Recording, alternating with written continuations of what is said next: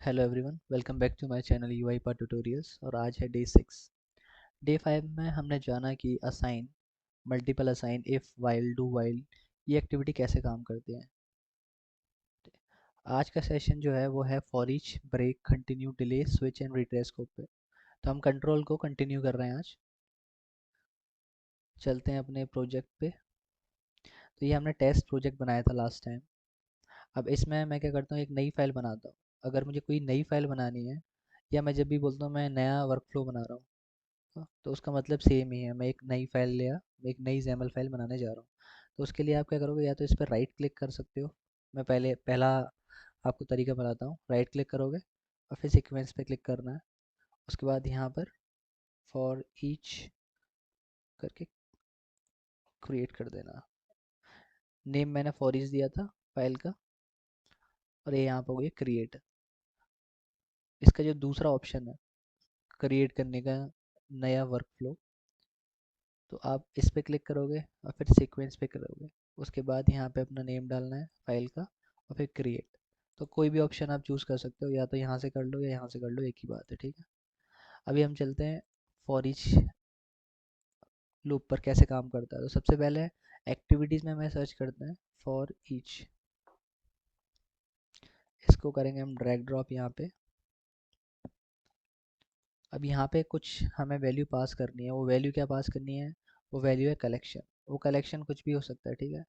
वो आपकी डिक्शनरी हो सकती है, लिस्ट हो सकता है, एरे हो सकता है, आई न्यूमरेबल हो सकता है। तो अभी क्या करते हैं, हम एक कलेक्शन यहाँ पहले बना लेते हैं। तो हम पहले तो वेरिएबल का नाम देते हैं माई लिस्ट। यही तरीका है वेरिएबल बनाने के लिए, जैसे कि मैंने अपनी लास्ट वीडियोस में बताया कि कैसे वेरिएबल्स बनाते हैं। और यहाँ से करना है वेरिएबल टाइप इसका चूज़। तो मुझे लिस्ट बन बेसिकली लिस्ट का बनाना है, लिस्ट कलेक्शन का वेरिएबल बनाना है जिसका टाइप इंटीजर लेना है मुझे। तो मैं क्या करूँगा, ब्राउज फॉर टाइप्स पे क्लिक करूँगा। उसके बाद यहाँ पे सर्च करूँगा लिस्ट, और इसको करूँगा स्क्रॉल नीचे।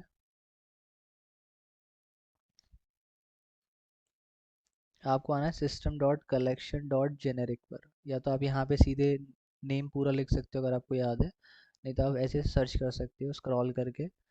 तो system dot collection dot generic, मैंने लिस्ट पे क्लिक किया। अब यहाँ पे ये बोल रहा है कि टाइप सेलेक्ट करने के लिए इसका। तो अभी के लिए मैं इसका इंटीजर टाइप सेलेक्ट कर लेता हूँ, ठीक है। तो अभी आप देखो तो वेरिएबल बन गया जिसका टाइप है लिस्ट, जो कि लिस्ट है, और जिसका टाइप है int32, ठीक है।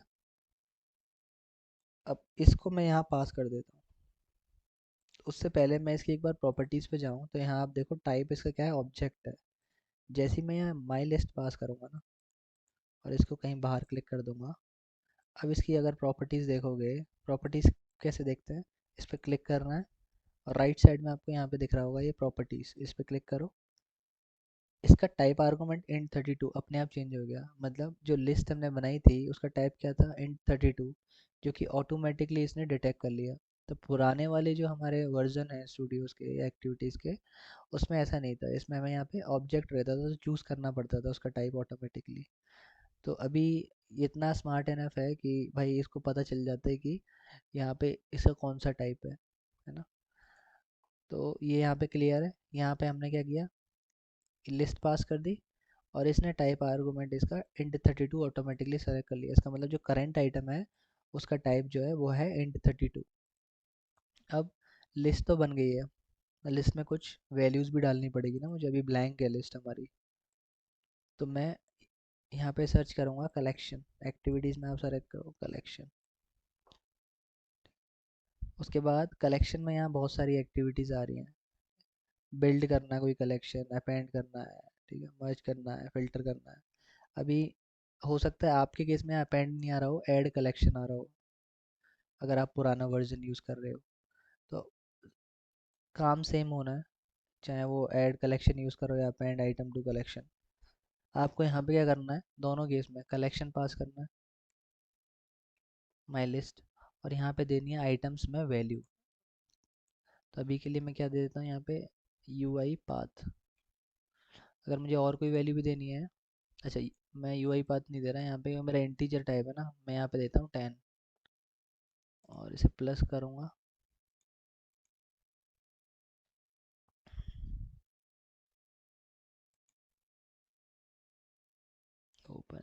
एडिटर, अच्छा ठीक है। उसके बाद मैंने ऐड एंट्री करी, उसके बाद मैंने 20 दिया, ऐड एंट्री 30। आपके केस में हो सकता है अलग आ रहा हो, तो आप क्या करोगे, एक मिनट मैं यहाँ पे ही दे देता हूँ 10 20 30।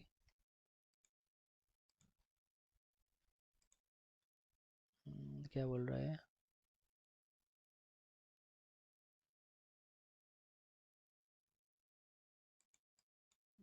10 देख एक बार सेव करके देखते हैं।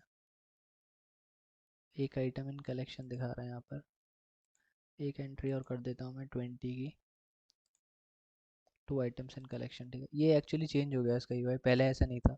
पहले कलेक्शन यहाँ पास करना पड़ता था और उसकी स्पेसिफिक आइटम की वैल्यू देनी पड़ती थी, मतलब एक एक वैल्यू देनी पड़ती थी। तो उसके अकॉर्डिंग मुझे, जैसे अगर मुझे 3 वैल्यू देनी है तो मुझे 3 ऐड टू कलेक्शन यहाँ पे ड्रैग ड्रॉप करने पड़ेंगे। पर अभी क्या है, ये नए वाले वर्जन में ये हम यहाँ पर हमने माई लिस्ट पास किया और यहाँ मैं कलेक्शन की वैल्यूज़ दी थी। जैसे अभी मुझे 10 20, एक वैल्यू और दे देता हूँ 30, ठीक है। तो अभी कलेक्शन में मेरे ये 3 वैल्यूज़ होल्ड कर रहा है, ठीक है। एक बार इसको हम चला के देखते हैं एज इट इज़, देखते हैं कोई एरर आएगा या ये रन करेगा सक्सेसफुली। तो ये बोल रहा है append item to collection, value can not be null, value can not be null. ठीक, ये इसलिए बोल रहा है क्योंकि हमें आउटपुट इसका स्टोर करना पड़ेगा माई लिस्ट में, ठीक है। तो कलेक्शन मेरा माई लिस्ट है, बट ये जो मैं 3 वैल्यू यहाँ माई लिस्ट में ऐड कर रहा हूँ, तो स्पेसिफिकली इसको मैं फिर से माई लिस्ट में ही डलवा रहा हूँ एज अ रिजल्ट, ठीक है। तो अभी मैं फिर से रन करता हूँ इसको एक बार,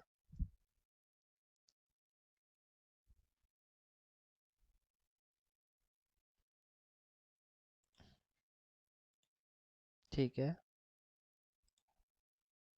मैं एक असाइन एक्टिविटी और लेता हूँ, देखते हैं एरर क्यों आ रहा है। माई लिस्ट, अब मैं इसको यहाँ पे एक बार इनिशलाइज कर देता हूँ इसे, लिस्ट ऑफ स्ट्रिंग, ठीक है। ये एक्चुअली नया है मेरे लिए, जो मैं पुरानी एक्टिविटीज़ पे काम किया है, पर कोई नहीं, इसको फिगर आउट करते हैं। जैसे कि मेरा इंटीजर है यहाँ पर, तो इंट 32 है शायद वहाँ पर, हाँ। एक बार फिर से ट्राई करते हैं इसको,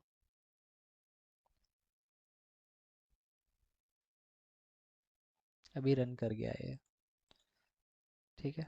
तो अभी इसको मैं फिर से कमेंट कर देता हूँ। जब आपने वैल्यूज़ डायरेक्टली ऐड करी, सबसे पहले आपने वेरिएबल बनाया माई लिस्ट, ठीक है, उसका टाइप दिया 32, इंट 32 इस लिस्ट का। उसके बाद आपने अपेंड आइटम टू कलेक्शन या ऐड टू कलेक्शन एक्टिविटी, कोई भी अगर आप पुराना यूज़ कर रहे हो तो ऐड टू कलेक्शन होगी वहाँ पे, ठीक है। तो आपने वो एक्टिविटी यहाँ पे यूज़ करी, जिसमें आपने लिस्ट में आइटम्स डलवा दिए। अब जैसे इस माई लिस्ट में मैंने ये 3 आइटम 10 20 30 स्टोर कर लिए, ठीक है। और उसके बाद इस 3 आइटम जो है इनका रिजल्ट मैंने माई लिस्ट में ही स्टोर कर लिया। आप दूसरे में भी कर सकते हो, बट मैंने सेम में ही कर दिया, है ना। सेम मैंने माई लिस्ट पास किया और सेम में ही मैंने ऐड करा के इसका आउटपुट फिर से मैंने माई लिस्ट में ही स्टोर कर लिया। बट मैं इसको जब चला रहा हूँ ना, तो ये एक एरर देता है। ये हर कलेक्शन में ऐसा होगा, ठीक है। अगर मैं डायरेक्टली किसी कलेक्शन में कोई भी वैल्यू ऐड कराना चाहूँगा ना, तो ये एरर आपको मिलेगा ही मिलेगा। इनिशलाइज करना बहुत ज़रूरी है, value can not be null. तो हम क्या करेंगे, हम हमेशा सबसे पहले हमें इसको इनिशलाइज करना है, चाहे वो आपकी डिक्शनरी हो। अगर वो आपकी डिक्शनरी तो डिक्शनरी के अकॉर्डिंग इनिशलाइजेशन होगा, अगर आपकी लिस्ट है तो लिस्ट के अकॉर्डिंग होगा, ठीक है। तो आपको एक बार इसको इनिशलाइज करना ही करना है कलेक्शन को यहाँ पे। जब मैंने इसको इनिशलाइज कर दिया with new list of integer, उसके बाद ये रन करेगा। अब मैं क्या करता हूँ, मैं इसमें लॉग मैसेज लगा के चेक करता हूँ, जो कि हमेशा, जो कि मैंने पुरानी वीडियो में बताया है कि लॉग मैसेज का क्या यूज़ है, ठीक है। ये आपका आउटपुट प्रिंट करेगा। तो एक बार मैं माई लिस्ट जो है उसका काउंट देखता हूँ। तो माई लिस्ट काउंट इज, तो मैं यहाँ पे लिखता हूँ माई लिस्ट डॉट काउंट और डॉट टू स्ट्रिंग।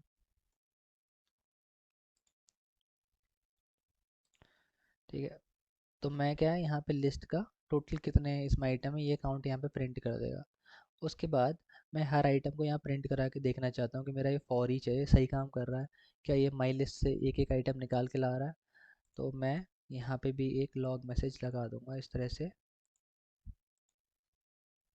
और इस करंट आइटम को मैं यहाँ पास करा दूंगा current item dot to string ऐसे करके। इसको मैं स्ट्रिंग यहाँ पे एक स्ट्रिंग भी अपेंड कर देता हूँ आइटम इस तरह से। ओके, अभी मैं इसको रन करके देखता हूँ फॉर ईच को। इनिशियलाइजेशन हो रहा है, 3 वैल्यू 10 20 30 मैंने कलेक्शन में ऐड करी और फिर मैंने फॉर ईच में से इटरेट करके देखी। ठीक है, तो वैसे माई लिस्ट का काउंट कितना है 3, क्योंकि मैंने 3 वैल्यू ऐड करी थी और उनको वो एक एक करके प्रिंट भी कर रहा है। तो ये हम जब यूज़ केस करेंगे तब हम देखेंगे कि फॉर ईच का यूटिलाइजेशन एग्जैक्टली होता है कैसे। अभी के लिए तो हमें ये फंक्शनलिटी वाइज पता होना चाहिए कि अगर कोई भी कलेक्शन हमारे पास आ रहा है, ठीक है, तो उस कलेक्शन में से अगर मुझे वैल्यूज़ निकलवानी है तो वो कैसे निकलवाऊँगा। अब हो सकता है इस लूप में आप एक एक वैल्यू निकलवा रहे हो कलेक्शन से और कहीं इनपुट कर रहे हो वेब एप्लीकेशन में, है ना। कोई भी सिनेरियो हो सकता है। तो अभी तो मैंने यहीं पे लिस्ट बनाई, यहीं पे मैंने पास करा के और यहीं प्रिंट करा लिया, बट यूजली ऐसा नहीं होगा। हो सकता है वो लिस्ट आपकी कहीं और से आ रही हो और उस लिस्ट को आप इटरेशन में जब इटरेट करा रहे हो एक करके, तो हो सकता है उसकी वैल्यूज़ को आप वेब एप्लीकेशन में या तो एंटर करा रहे हो या सर्चिंग के लिए यूज़ कर रहे हो, है ना। वो डिपेंड करता है यूज़ केस। तो फिलहाल फंक्शनलिटी वाइज फॉर ईच ऐसे काम करता है कलेक्शंस पे। सेकंड देखते हैं हम ब्रेक और कंटिन्यू कैसे काम करता है। अब ब्रेक कैसे काम करता है, अगर हम यहाँ पे एक इफ़ कंडीशन लगा दें, एक मैं यहाँ अगर इफ़ कंडीशन लगा दूँ और मैं यहाँ पे लिख दूँ कि जो करंट आइटम आ रहा है मेरा करंट आइटम इक्वल्स टू 20। अगर करंट आइटम मेरा 20 हो जाए, करंट आइटम मेरा 20 हो जाए, आउटपुट आप देखो 10 20 30 है, ठीक है। इसका मतलब 3 आइटम है, तो पहले 10 आएगा फिर 20 आएगा। तो जब भी 20 आएगा वो इसके अंदर देन में आएगा और इसे कर देगा यहाँ पे ब्रेक, मतलब इसके आगे नहीं जाएगा, वो 30 वैल्यू पे नहीं जाएगा। अब 10 20 30 इस तरह से चलेगा ये। जब मैंने यहाँ ब्रेक लगा दिया इसका मतलब पहले वैल्यू कौन सी आई, पहले आई यहाँ पे 10, ठीक है। 10 20 30 की जगह 10 20 30 लेके चल रहा हूँ अभी मैं, ठीक है, ज़्यादा ही हिंदी हो जाएगी। तो ये 10 लिया, पहले 10 वैल्यू आई, उसके बाद ये करंट आइटम चेक करेगा 10 = 20, एल्स में जाएगा, फिर सेकंड टाइम आएगा, सेकंड टाइम 20 वैल्यू आएगी तो 20 = 20 और यहाँ से ब्रेक कर देगा। इसका मतलब ये फिर ये वैल्यू प्रिंट नहीं करेगा, बेसिकली ये वैल्यू प्रिंट नहीं करेगा, है ना। तो इसको मैं क्या करता हूँ, इसको उठा के ऊपर डाल देता हूँ। तो जब भी आइटम आएगा, जैसे पहले 10 आया तो इसने प्रिंट कर दिया, फिर 20 आया तो इसने 20 प्रिंट करके यहाँ ब्रेक कर दी। मतलब ब्रेक का मतलब सिंपल हो गया, सिंपल इन द टर्म्स कि भाई यहाँ से इसे एग्जिट करना है इस लूप से। अब आगे जो जो भी आइटम्स पड़े हैं हमें उन्हें नहीं चलाना, हमें सिर्फ यहीं तक ही चलाना है। तो अगर मैं इसको चलाता हूँ अभी, तो अभी आप देखोगे सिर्फ 10 और 20 ये दो वैल्यू ही लॉग में प्रिंट होंगी, 30 नहीं होगी, क्योंकि मैं 20 पे ही ब्रेक कर रहा हूँ, ठीक है। तो देखो 10 और 20 दो वैल्यू प्रिंट हुई यहाँ पे और उसके बाद आ गया वो बाहर ब्रेक करके, ठीक है। ब्रेक का कॉन्सेप्ट ये है, अगर आप चाहते हो कि स्पेसिफिकली इस पर्टिकुलर वैल्यू के बाद ये जो भी कोई केस मैच हो जाता है उसके बाद वो बाहर आ जाए, वो आगे चले ही ना, तो आप ब्रेक अपना यूज़ कर सकते हो फॉर ईच के अंदर। अब फॉर ईच के अंदर आप ब्रेक यूज़ कर सकते हो, अगर वाइल लूप है डू वाइल लूप है उसमें भी ब्रेक आप यूज़ कर सकते हो, ऐसा नहीं है कि उसमें नहीं कर सकते, ठीक है। उसके बाद ब्रेक के बाद अभी कंटिन्यू का क्या रोल है, हम कंटिन्यू देखते हैं। ओके, अगर मैंने यहाँ कंटिन्यू यूज़ किया है, कंटिन्यू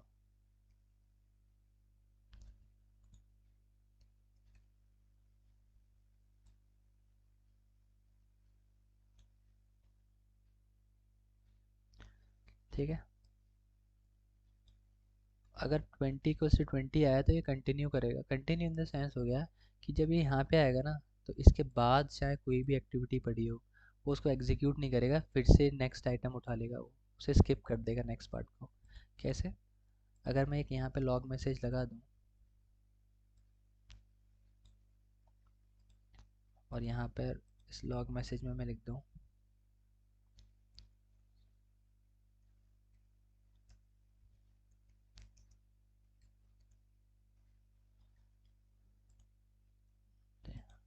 और अभी मैं अगर इसको रन करूँ तो इसका रिजल्ट देखते हैं।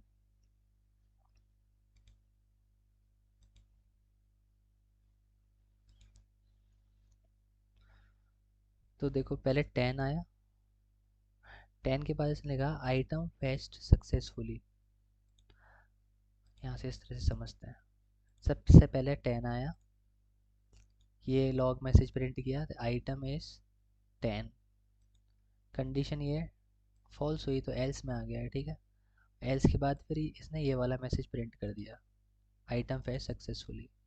अब जब वो सेकंड टाइम आए 20 के लिए, तो 20 के लिए उसने यही सेम लिखा, आइटम इज़ 20, जो कि उसने यहाँ प्रिंट किया, आइटम इज़ 20।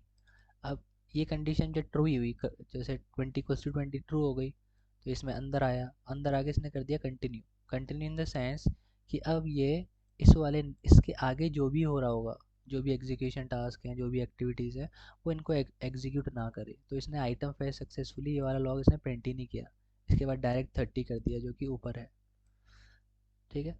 तो कंटिन्यू में क्या है, कंटिन्यू में वो उस पर्टिकुलर आइटम को के बाद जितने भी एग्जीक्यूशन हो रहा होगा उसे स्किप कर देगा, जहाँ भी आपने कंटिन्यू यूज़ किया।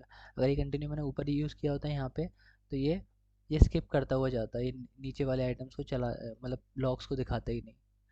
तो अगर आपने जहाँ भी स्पेसिफिकली आपने कंटिन्यू यूज़ किया है किसी पोर्शन, चाहे वो इफ़ कंडीशन है, चाहे वो एल्स कंडीशन है, या कुछ और भी हो सकता है, कोई स्पेसिफिकली एक्टिविटी के बाद यूज़ कर रखा है, तो उसके बाद जो भी एक्टिविटीज़ आपने यूज़ करी होंगी वो सारा का सारा वो स्किप कर देगा और नेक्स्ट वाले आइटम को पिक कर लेगा, ठीक है। तो ये कंटिन्यू का काम है। ब्रेक और कंटिन्यू ये समझ में आए गए होंगे आपको। अभी देखते हैं डिले का। डिले का क्या रोल है। अब इसमें पहले स्टैटिक और डायनेमिक डिले दो तरीके होते हैं। अभी हम स्टैटिक ही समझते हैं कि स्टैटिक डिले कैसे लगाते हैं। मैं चाहता हूँ कि ये फॉर ईच लूप जब चले ना, तो इसके बीच में थोड़ा सा कुछ सेकंड का है ना डिले रहे। तो मैं डिले एक्टिविटी यूज़ करूँगा यहाँ पर। अगेन ये एक्टिविटी हो सकता है आपके में थोड़ा डिफरेंट आ रही हो, क्योंकि ये नया वाले पैकेजेस है सारे, तो कंफ्यूज ना हो। फंक्शनलिटी वाइज सेम है। आर मिनट्स, ये आपको यहाँ पर टाइम देना है। मैं इसको क्या करता हूँ, ज़ीरो ही रहेगा ये तो। आर मिनट्स, इसको मैं टाइम दे देता हूँ 10 सेकेंड्स का। 10 सेकेंड्स का दे देते हैं। तो जब भी कोई भी आइटम उठाएगा ना, तो ये हमेशा 10 सेकेंड का वेट करेगा नेक्स्ट वाले आइटम पे आने के लिए। देखो अभी हम ऐसे चेक करते हैं इसको। इस एक्टिविटी को मैं उठाकर यहाँ लगा देता हूँ। तो जब ये एक्टिविटी प्रिंट होगी, मतलब ये लॉग जब प्रिंट होगा, उसके बाद 10 सेकंड बाद फिर इसको ये यहाँ पर प्रिंट करेगा। तो मैंने स्टैटिक डिले लगा दी कि हमेशा 10 सेकंड तक वेट करे करे। तो ये तरीका होता है स्टैटिक डिले देने का। ये कैसे यूज़ करना है, कहाँ करना है, ये भी हम आगे देखेंगे। जनरली हम कम ही यूज़ करते हैं ये वाला डिले, कि हम डायनेमिक डिले ज़्यादा प्रेफर करते हैं यूज़ करना। अभी आप देखो इसने यहाँ पे प्रिंट करा होगा आइटम इज 10, वो 10 सेकंड तक वेट करेगा, तब फिर वो नेक्स्ट वाले को करेगा। अभी ये फिर से 10 सेकंड वेट कर रहा है, आइटम फेच सक्सेसफुली, 10 सेकंड बाद यहाँ पे आ गया, फिर थर्ड लिया इसने, फिर से वेट कर रहा है 10 सेकंड। तो हर आइटम पे वो 10 सेकंड वेट कर रहा है नेक्स्ट आइटम पे जाने के लिए, ठीक है। तो इस तरह से हम डिले दे सकते हैं। फंक्शनलिटी वाइज इस तरह से समझो कि हमें कैसे डिले देना है, तो आवर्स मिनट, ठीक है, और सेकेंड्स में आपको देना होगा ये डिले। अब आते हैं हम स्विच पे। स्विच कैसे काम करता है। तो मैं इसके लिए अलग ही एक सीक्वेंस बना लेता हूँ स्विच का।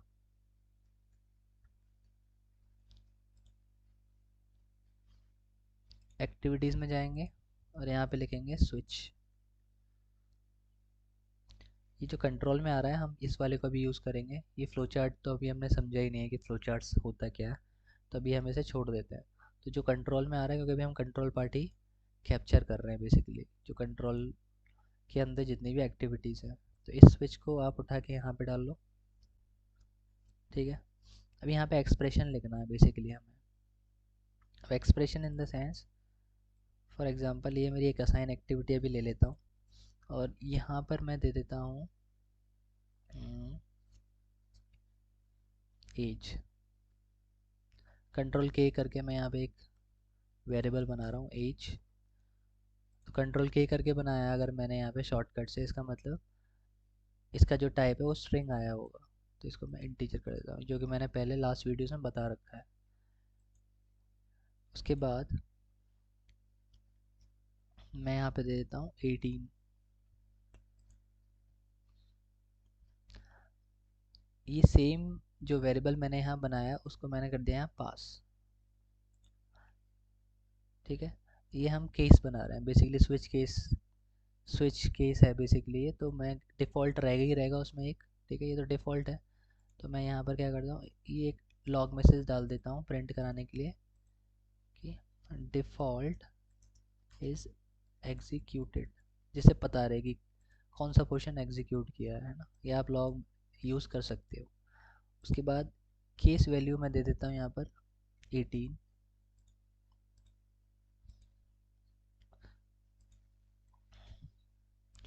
एज इज़ जो भी है जो यहाँ प्रिंट हो जाएगी बेसिकली 18 के अंदर ही आएगा, तो 18 ही प्रिंट होगी केस हमेशा यहाँ पर। तो जब एज 18 होगा तो एक 18 वाला केस एग्जीक्यूट करेगा। ठीक है, 25। तो हो सकता है आप जब 18 की एज है तो हो सकता है उस केस में आप कुछ और टास्क कर रहे हो 18 वाले के लिए, और 25 एज है तो उसके लिए कुछ और कर रहे हो। इस तरह से अगर आप समझें तो वहाँ पर हम स्विच कंडीशन यूज़ कर सकते हैं। ठीक है,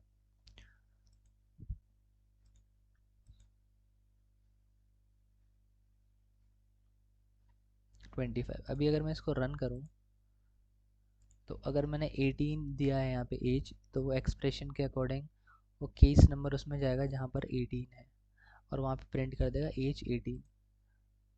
अगर मैं एज, अगर यहाँ पे मैं 25 करूँ, तो एक बार मैं यहाँ पे हार्ड कोडेड कर देता हूँ ताकि आपको श्योर रहे कि हाँ ये सही प्रिंट कर रहा है 25। तो ये 25 ही करेगा, एज इज़ 25। ठीक है,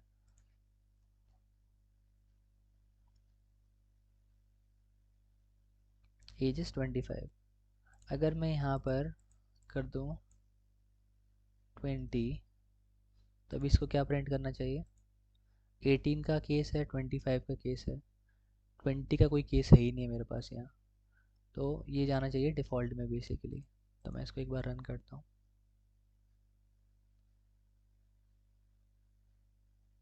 इसने किया डिफ़ॉल्ट एग्जीक्यूट।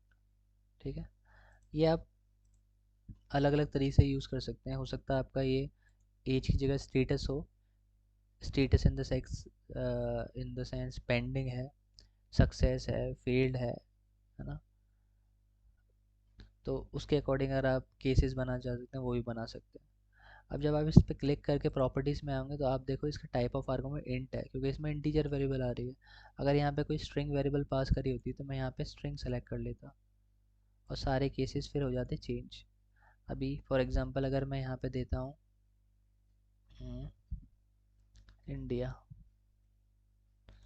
सेकंड केस में देता हूँ यहाँ पर चाइना। ठीक है, और ये हमारा डिफ़ॉल्ट है ही है। तो इस मैं क्या करता हूँ, लॉग मैसेज से मैं यहाँ पे लगा देता हूँ एक बार चेक करने के लिए। तो ये मैं प्रिंट कराऊंगा यहाँ पे इंडिया, और यहाँ मैं प्रिंट करा दूंगा इसका चाइना। चाइना, और यहाँ मैं दे देता हूँ इंडिया। इंडिया,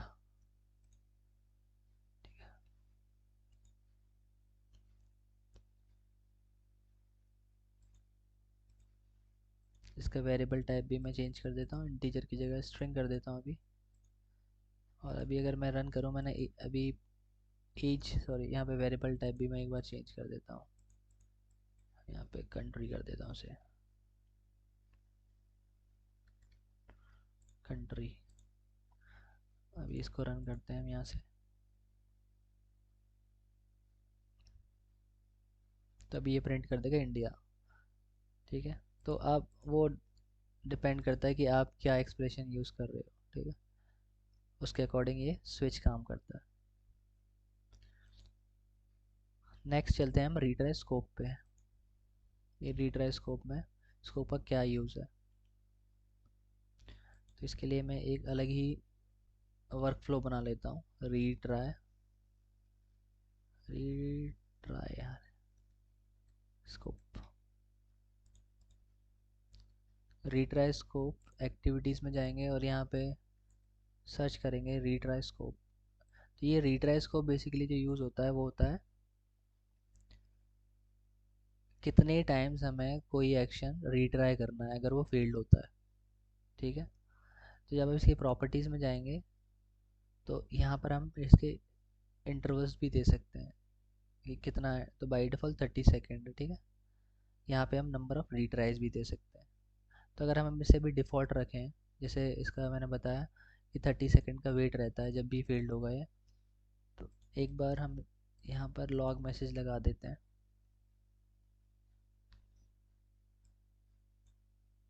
ठीक है, एग्जीक्यूटेड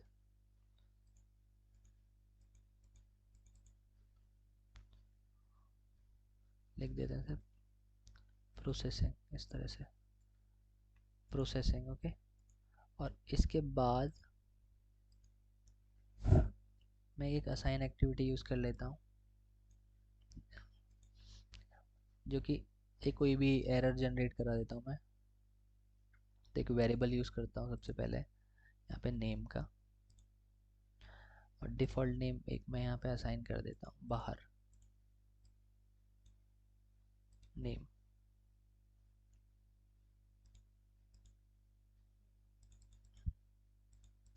इसका स्कोप चेंज करना पड़ेगा, मुझे बाहर यूज़ करना है ना ये, तो इसलिए मैंने इसका स्कोप बाहर रीट्राई स्कोप दे दिया नेम।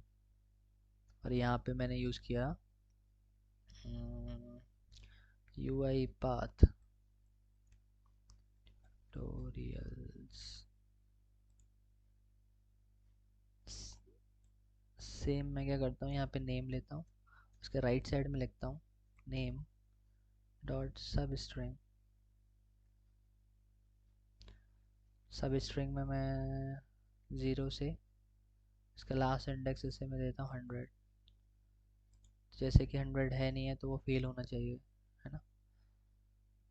अब ये फेल होगा तो आप देखो ये प्रोसेसिंग जो है कितनी बार चलेगा, ये एक बार देखते हैं अभी आउटपुट में।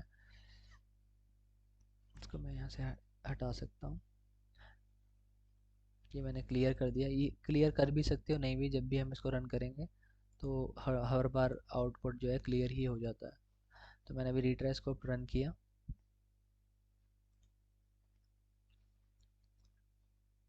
प्रोसेसिंग ये वाला लॉग प्रिंट कर दिया है इसने। ठीक है, अब फिर से इसने प्रोसेसिंग किया,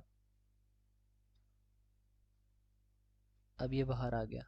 तो इसने क्या किया, ये देखो कितनी बार ट्राई किया इसने, 3 बार ट्राई किया। तो बाय डिफ़ॉल्ट ये 3 बार ट्राई कर रहा है। अब मैं क्या करता हूँ, इसको अगर मैं यहाँ पर 3 की जगह 5 कर दूँ, और अब देखो तो ये 5 टाइम्स प्रोसेसिंग प्रोसेसिंग आना चाहिए अभी।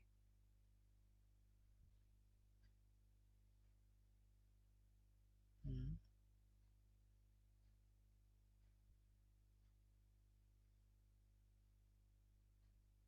तो ये रीट्राई स्कोप का हमारा ये यूज़ है कि कोई भी एक्शन फेल्ड हो जाता है।